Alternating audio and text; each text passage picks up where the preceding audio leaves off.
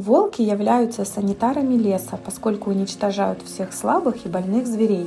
Серые волки стройные, обладают могучим телосложением с большой, глубоко посаженной грудной клеткой и покатой спиной.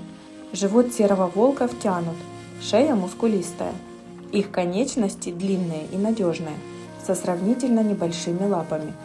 Волки очень сильные для своих размеров, обладают достаточной силой, чтобы перевернуть, например, коня или замороженные туши лося.